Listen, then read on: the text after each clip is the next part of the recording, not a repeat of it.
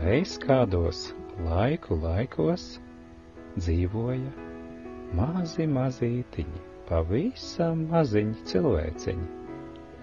Viņiem likās pašiem, ka viņi taču ir ļoti lieli, vismaz viņi paši tā domāja par sevi. Viņi tā dzīvoja, darīja savus darbiņus, rotaļājās, spēlējās, mācījās, darīja brīnum jaukas lietas, kas viņiem nāca prātā, un priecājās par savu dzīvi.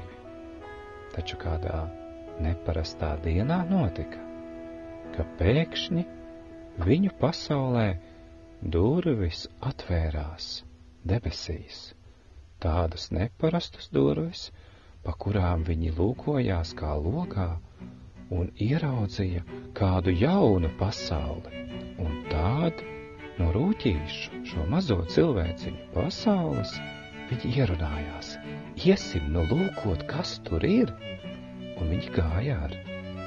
Viņi devās turp un ieraudzīja brīnumu lietas. Kad viņi lūkojās pa logu, viņi ieraudzīja citu pasauli, un viņi redzēja, ka tur arī ir cilvēki, bet tie bija daudz lielāki nekā rūķīši. Viņi bija milži. Tā satikās divas dažādas pasaules. Kad mazie rūķīši apciemoja milžu pasauli, viņi runāja savā valodā.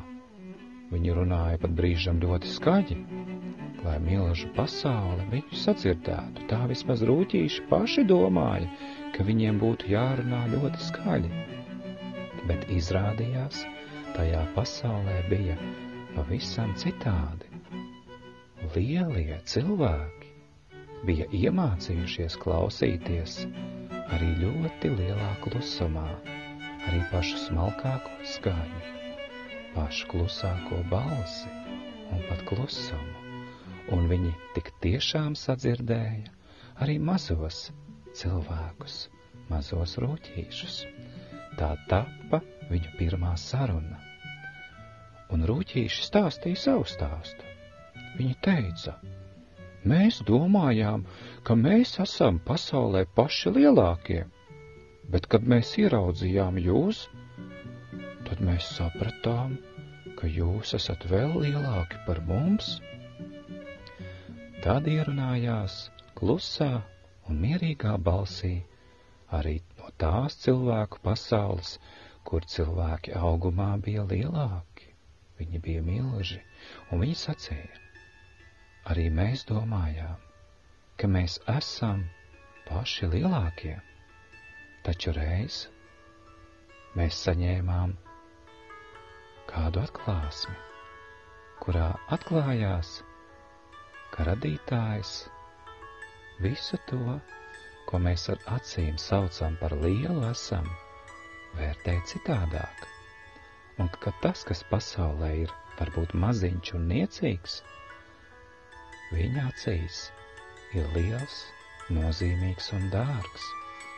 Tā arī mēs, lai arī jūsu acīs izskatāmies lieli, un jūs mūsu acīs mazāki, esam vienlīdz mīļi un dārgi mūsu radītājam. Rūķīšu pasaule, mutes atvēruši klausījās šajā brīnumu stāstā, un tad ierunājās pats mazākais no tiem, kas nu pat bija iemācījies runāt. Viņš jautāja, vai radītājs mani arī dzird? Nu ja, sauca daudzbalsīgi, vairāki no lielo cilvēku pasaules, jā, katru no mums dzird, arī pat mūsu domas, mūsu sajūtas, un arī šo brīdi, kad jūs klausaties, un kad dažiem no jums ir uznācis miedziņš. Dievs mūs dzird, mūs jūt, un arī es šajā vakarā, kad saku jums to, ko esmu jau pasacījis, teikšu, es mīlu jūs. Ar labu nakti jums, mani mīļie, mani bērniņi, un arī tev, Jānu un Mārtiņa.